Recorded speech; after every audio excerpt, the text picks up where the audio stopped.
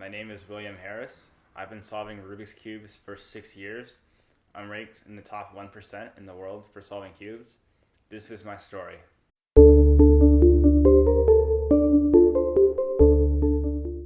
So, Will, let's start with personal anecdotes. Are there any fun stories or any stories that you want to share about cubing?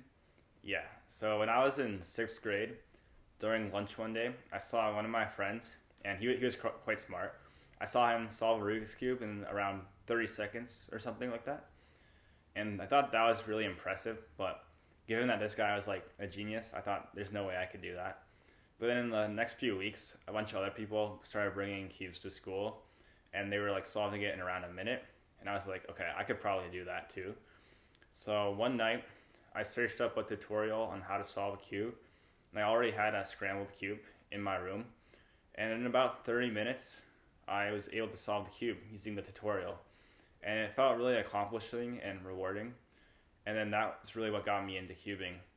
And after that, it took me a few days to be able to solve it without, a video guiding me through it. And when I actually did solve it for the first time all on my own, I remember I was in my room with a few family friends over, and the sort of feelings of deep focus and frustration I had were all converted into like pleasure the second it was solved. And after that, I started timing my solves, and that's when I really got into practicing cubing, and that's when it became a big hobby of mine. So, out of all of the pastimes and activities that you could have chosen, why did you choose cubing? Why is it so interesting to you? Yeah, so with cubing, well, first of all, let me say, with my personality type, I tend to get obsessed over things that I find to be interesting. So this happened a lot in my life. Like when I was 4, all I wanted to talk about was Star Wars. For like 1 year, all I would read and watch was Star Wars. And then with cubing, there's just so much to learn that for a type of guy with my personality, if I get obsessed with it, I'm going to be obsessed with it for years because there's always more to learn with cubing. There are more combinations on a Rubik's Cube than there are grains of sand on Earth. So you can really never stop learning, never stop getting faster. And with a hobby like cubing, there are objective ways that we cubers measure our skill, namely timing our solves.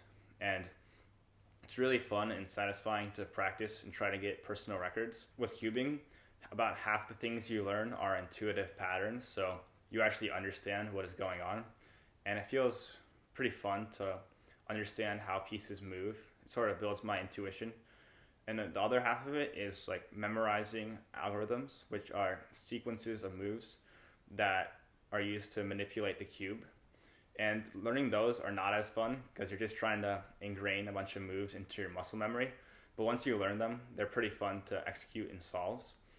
And with those two different things you learn, in a given solve, it feels really rewarding to apply everything you've learned and you've worked hard to understand and be able to solve the cube. So every time I solve a cube, there's a huge release of dopamine, and especially when I get a personal record. And whenever I get a personal record or a really good solve, my mind is clear. Like I'm in the zone for the entire solve. I'm not thinking about anything until I stop the timer and I realize I solved it really quickly. So those feelings are always really nice. And it's also nice to be able to track my progress over the years. So that's why I stuck with cubing for so long. Have you tried any other activities, and if so, how do they compare with cubing? Yeah, so I'm also into crew, which is like rowing. That's pretty similar to cubing. Well, one aspect of it is similar that you're timing yourself and you have to optimize your time. And in both cases, they've taught me that if you want to get faster, you need to work hard. You're not going to magically get faster. And then also another thing I'm really interested in is mathematics. And I think the sort of logical reasoning in mathematics and the intuition I get from solving math problems is somewhat similar to cubing, in that with a lot of cubing, my goal is to understand what is going on so I can learn a lot of things as opposed to just memorizing it. And that's similar in mathematics where there's a lot of theorems you can memorize, but also when you're solving difficult problems, you need to understand what's going on to be able to solve the problems. I think that's some overlap between cubing and math. And that's why a lot of people in the cubing community are interested in things like computer science and math, because there's a lot of overlap between the two hobbies. So, kind of going off of that, have you found any of your cubing skills, I guess, transfer over to other activities or other subjects? Yeah, so the biggest takeaways from cubing are discipline and hard working. So being able to work hard. So the thing that cubing has taught me that school has never taught me, or things like that have never taught me, is that I'm not special and no one's special. And if you want to get good at something, you're gonna have to put in the work. So 6 years ago, when it took me 30 seconds to solve a cube, I wanted to be able to solve it in 10 seconds the next day. But I quickly learned that to improve that fast, you need to dedicate a long periods of time to getting better and working hard. And that's what I learned with cubing. Like every year, my times went down a decent amount. And obviously, as you get more skilled at something, the amount you improve by tends to decrease. You tend to reach a limit eventually, but I've still been improving every year. And that's what a big thing cubing has taught me, is that if I want to get good at something, I need to dedicate time to it. I need to trust the process on how to get better. And that applies to basically anything in my life. But most of the things related to cubing, like algorithms or the intuition you build, aren't really connected to other things. But yeah, the lessons of hard work and dedication is what I apply to other fields. At any point, did you ever stop cubing for any reason, or have you always kind of been into it? Yeah, so I've always been into it to some degree, but depending on the time or how much free time I have, I practice different amounts. So I've been cubing on and off for about 6 years. During some of that time, or about a third of that time, I've been actively learning new things and actively scheduling practice. So to make sure I practice, or at least to make sure I solve a cube 100 times a day, for example, or learn 5 algorithms a day, for example. But for most of the time, I don't really do that much rigorous practice. I just pick up a cube whenever I'm bored of homework or whenever I want to take a break. So like right now, because I'm pretty busy during the school year, I'll only cube if I'm doing something and I want to take a break. Like if I'm doing my homework, I want to take a break. But over the summertime or during the pandemic, I would practice a lot every day and make sure I did X amount of solves, learned X amount of things. And sometimes I lose motivation. Like when there's no competitions I'm signed up for, I definitely lose motivation and don't practice as much. But when I have a competition to look forward to in a few weeks or months, that motivates me to practice a lot more. So ultimately, what is your end goal? What are you trying to accomplish with cubing? Are you trying to go for a world record, or is it just something you do for fun? Well, right now my end goal is just something I do for fun. I want to be cubing for like many years to come, because I think it's just a good way to relax after like a long day or whatever. I think it's too late for me to be competitive for something like a world record. Like the very fast cubers, like the world's fastest, they're practicing like 5 hours a day basically. I don't have time for that. But it is still something I want to do. Maybe if I can make finals at nationals or things like that, those are some bigger goals I have. But as of right now, I just want to have fun and see how fast I can get. So I guess we should preface with this. How good are you with cubing? Like, what's the fastest time you've solved a cube? So the fastest time I've solved a cube at home is in 5 seconds. But at a competition, it was about 6 seconds. And the reason why I distinguish the two is because I solve like thousands of cubes in a year or so. But in competition, I get many less opportunities to solve cubes. So maybe I'll get like 50 solves in a competition or in a year at competitions. So that's why I distinguish between the two results. And then my average time, so if I do like 100 solves, my average of those solves will be about 8.5 seconds. So you said that your fastest time was 5 seconds. So just as a point of reference for us non-cubers, how fast is that compared to like the average or the world record? Yeah, so my personal record at home is 4.9 seconds.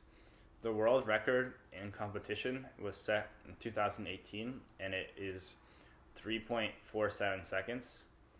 And then the fastest cubers in the world, like the world record holders, average around 5.5 seconds. So my best solve of 5 seconds is pretty good, but there are people, the very best, who average around 5.5 seconds on a given solve. But for any competitor, a 5 second solve is really good. So, what have you learned from cubing overall? What is the larger meaning that you want the audience to take away from your experience? Yeah. So I'm a nerd. I like school. I like to study for school. But there are a lot of things that cubing has taught me that I would never learn in school. And the biggest thing is, like I said earlier, is that I'm not special. I'm not gonna magically get better at something overnight. I'm gonna have to work hard. If I want to be one of the best cubers in the world, I need to put a lot of work in to do that. And with cubing, there's just so many things that you can learn, so many realistic ways to get better that I realized that if I just learn those things, take the time to learn those things, eventually I will get faster, and that's what happened. Uh, like after like a week of practice, I averaged like 30 seconds, or maybe a month of practice, I averaged 30 seconds. Then a year later, I averaged like 12 seconds, and since then, for like the last 5 years, my times have only gone down from 12 seconds to 8 seconds.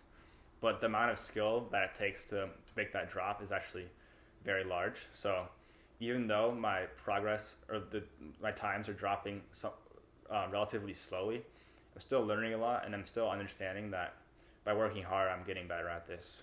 And I can quantify my hard work by seeing my times go down, seeing my results in competitions improve. Do you have any tips for any cube beginners on how to get better? Yeah, so the biggest tips I have for beginners is to persevere. So there are many times there were many times in my cubing journey where I felt like giving up, where I felt like I couldn't do something, but you just need to persevere, try again. Eventually you'll understand it. So out of everyone who tries to solve a Rubik's Cube, I would guess only half of them actually solve it. And then after that, I would guess only like 1% of them goes on to become a professional speedcuber or an amateur speedcuber. So my biggest advice to someone who wants to get fast is to persevere. Like you can't just give up after you solve it. So after you learn how to solve a cube, the next big step to getting faster is learning F2L. And that's where most people give up on the journey. But if you really want to be faster, you need to persevere, you need to keep trying, you need to keep doing solves, and then eventually you'll get it. Eventually you'll get faster.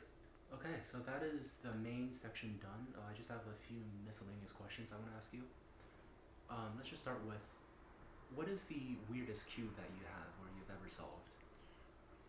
Yeah, so that's interesting to think about. The largest cube I've solved is an 8x8 cube. I have one at home. It took like 15 minutes to solve.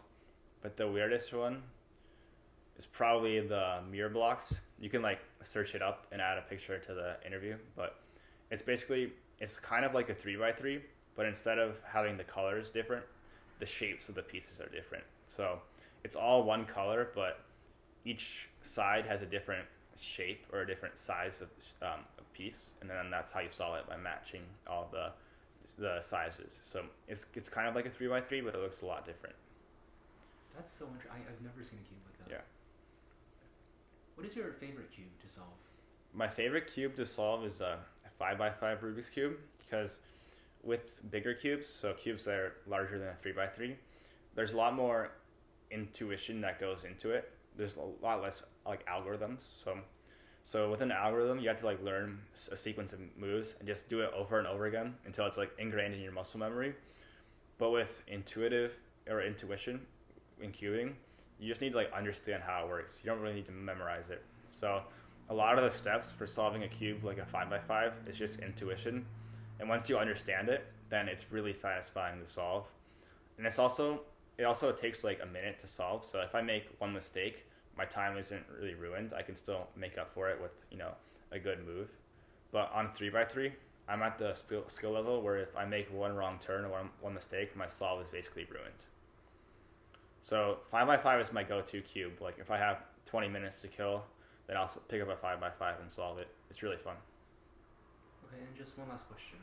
How many cubes do you have in total? Yeah, so I have dozens of cubes because I've been cubing for 6 years. For every year on my birthday or on Christmas, I get a couple of cubes. I think at least for most of the years. So I would probably say 50 cubes, maybe like 15 3x3s, and the rest are different cubes. I don't use all of them that much. I have what's called a main speed cube. So For 3x3, there's one cube I use every time. For 4x4, same thing. But every year, the cubes get a little better. So yeah, I upgrade every once in a while. And that's why I have like 50 cubes in my house, or puzzles in my house. All right, I think that is it. Do you have anything that you want to add? No. Thanks for having me, though.